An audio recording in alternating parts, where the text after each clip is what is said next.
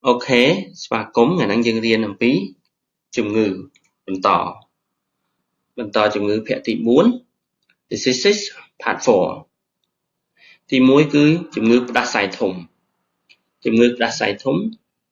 គឺពាក្យគេ flu ឬក៏ពាក្យពេញ influenza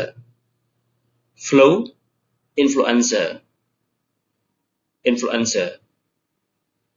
ទី 2 ជំងឺផ្ដាសាយតូច